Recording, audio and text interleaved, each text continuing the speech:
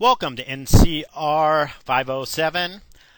This is a lecture on observations. This lecture covers a lot of information. I'm going to go over the purpose of observations, variables, defining target behaviors, different observation processes, observation checklist, and a few different systems to code observations dealing with conflict. Observations can serve many purposes. The main thing, you can get information and insights into a conflict or conflict resolution process that you may not be able to get from reading books or articles. Books about conflict resolution use what Howard Rafa refers to in the art and science of negotiation as normative processes or statements, meaning they describe how things ought to be. I've co-mediated a parenting plan a few weeks ago, and the co-mediator commented on her observation that I wasn't following the facilitative model of mediation presented in our Dispute Resolution Center's 40-hour training program. She had her cheat sheet of the facilitative process and a list of questions which I deviated from, even though I advocate that novice mediators stick with the facilitative process. This takes us to positive statements or processes, which refer to the way things actually are.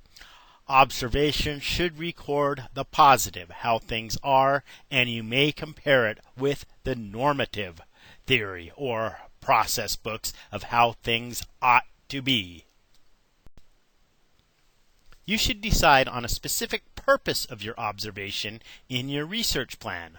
Are you observing to assess the skills of a mediator, learn different styles of negotiation, or to improve a group facilitation process? The list of observation purposes in NCRP go on, and you should state how your observation will collect data that provides a rich answer to your research question and correlates or debunks the information from the literature review, surveys, or interviews. According to Christopher Moore in the mediation process, observation goals vary from dispute to dispute. The focus can be on any of three levels: individual behavior, interaction within subgroups, and interaction between groups. From observation, the mediator can determine social class, status, power, and influence relationships, communicate patterns and group routines that will influence the conduct of a conflict. Systematic observations involve time intervals and set questions, whereas participant observations record more of an informal narrative. Some observations are voluntary. In a mediation, the experienced mediator may ask the clients or include on the agreement to mediate an option for a mediator in training to observe.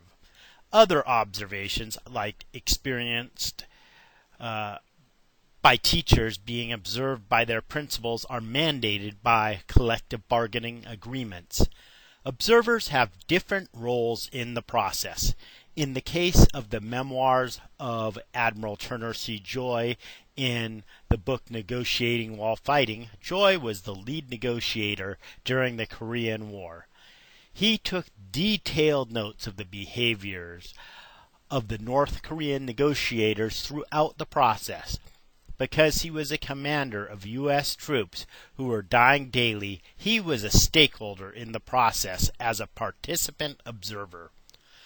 Neutral observers don't have any interest in which client prevails, how outcomes are distributed, or whether an integrative solution is generated.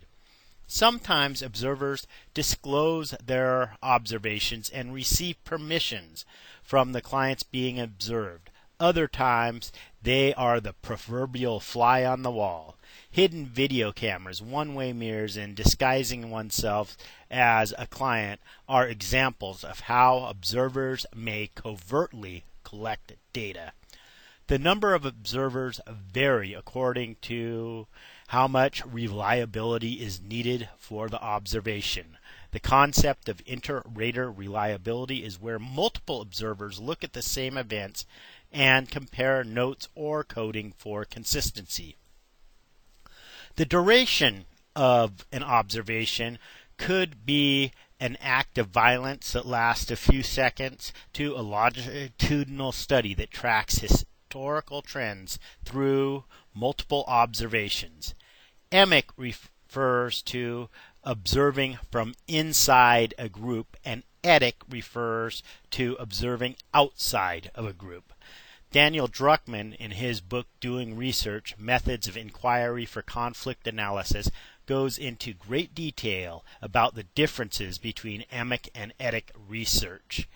According to Druckmann, a final observation about the duality of the emic and etic confronts the entire enterprise of field research. The strength of field work lies in using a range of methods in order to collect data, interpret, and then translate them in such a way that they create a text that is comprehensible to others.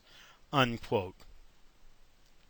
A narrow focus of observation operationally defines specific events such as interrupting, turn-taking, or the use of inflammatory verbalizations, and record the frequency of the event.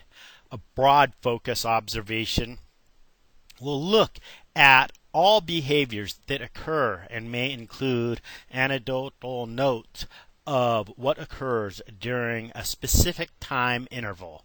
Finally, there is a difference between transcribing what dialogue and agreements and coding behaviors during a conflict resolution process. The list of questions to answer through observing a conflict or conflict resolution process can look at many small indicators or variables. In this example, the main research question I ask is, what are the variables of a mediation process? From the main research question, I developed many questions about several variables I could observe during a mediation process. Later, during an analysis, I will figure out what variables may significantly affect the outcome of a conflict resolution process. For example, does what a client wear have an impact on the outcome? Or would a client wearing homemade quilted clothes communicate differently about their ability to afford a monetary settlement than someone wearing a designer suit, a costly gold watch, and platinum cufflinks? Observers usually define the behaviors they are looking for. An example I have from a classroom observation I recently made was when I was observing a 6-year-old girl in a life skills classroom suffering from a traumatic brain injury when she was an infant. She didn't speak standard American English. Her only form of verbal communication was howling, screaming, and making other unintelligible sounds that disrupted the learning of other students in the classroom. For most students, I would code the sounds as inappropriate vocalizations. However, for this specific child, these were the only vocalizations she was making, and she was trying to communicate. Unfortunately, nobody could understand her. I changed the coding variable from inappropriate vocalization to the more positive vocal communication attempt. I then differed between the barks, growls, screams, and sighs to figure out how she differentiated among her sounds. The point is, you may need to redefine the target behaviors to meet the observation situation.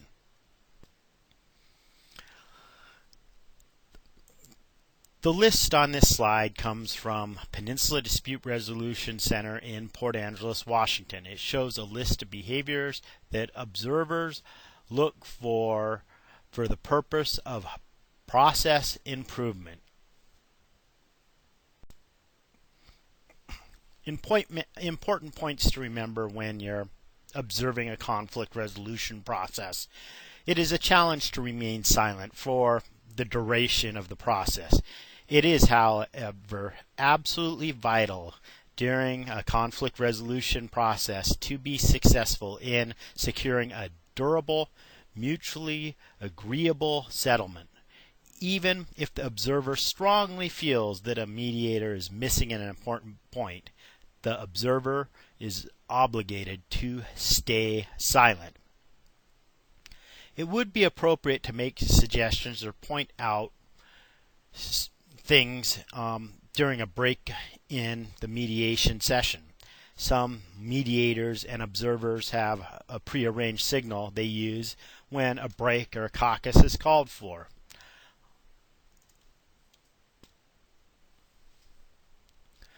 Here are the fields in the observation form we use to assess mediators in training and experienced mediators to improve their practice. This follows a facilitative mediation process. The observation forms for a transformative or narrative process would differ.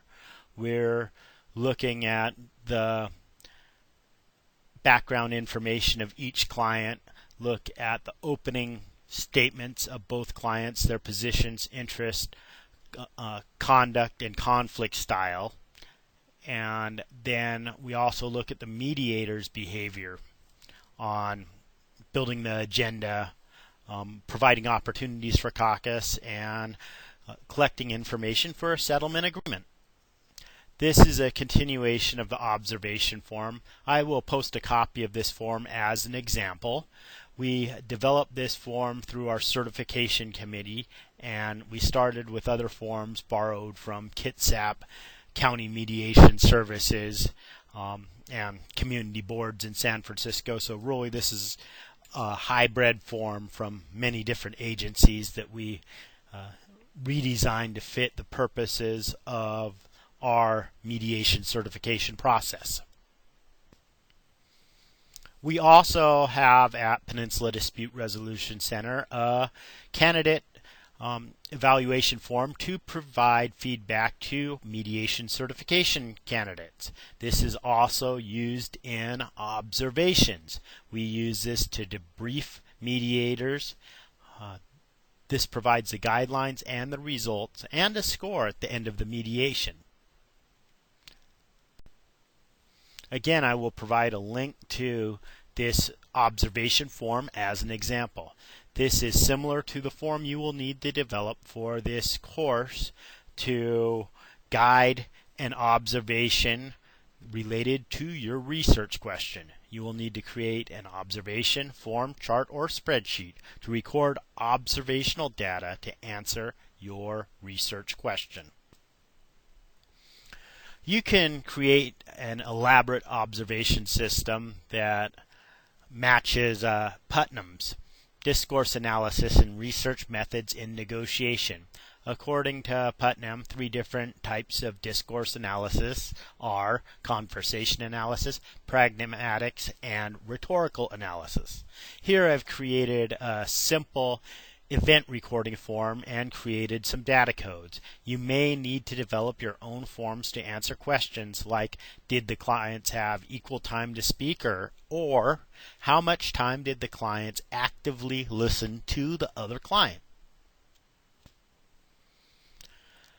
As a special education teacher, I often have to conduct a functional behavioral analysis. This involves figuring out the causes of behavior, document the behavior, and then figure out the optimal consequences to either increase desired behavior or decrease undesired behavior. I think it has some application to conflict resolution, especially when the conflict resolution process involves clients with obsessive compulsive behaviors. I won't get into all the behavioral modification techniques of B.F. Skinner or cognitive behavioral therapists because they are counseling rather than conflict resolution processes. However, when dealing with such issues as hoarding or parenting mediation plans, you may have to create a behavioral modification plans which involve exploring the observable antecedents or triggers, behaviors, and negotiate alternative consequences. Here is an example of a classroom observation of a student I conducted using a behavioral assessment system for children, or BASC-2 student observation system. I have a computer program to monitor behaviors that occur within 30-second intervals during a 15-minute observation. Partial interval recording involves documenting if a behavior occurred at any time during a time interval, whereas whole interval recording documents if a behavior occurred during the whole time interval. The observation results in a graph where I can differentiate between the appropriate on-task behavior and the inappropriate behavior. I could also modify the coding system to fit variables related to mediation or a conflict resolution process. Weingard, Olin-Collins, and Smith describe how to develop coding systems and describe some existing coding systems. In the Methods of Negotiation Research text, they describe the levels of coding, developing coding schemes, unitizing observable data, the validity of observations, levels of analysis, and time segmentations with far greater detail than I have ever used. I have read some articles and experimented with different types of coding systems, such as the conflict mediation and observation coding system, the KPI, which is an acronym for German words I can't correctly pronounce, and the rapid marital interaction coding system. I will provide links to the articles about these observational coding systems, and you may want to use them for creating the system for coding your observation. Your observation assignment.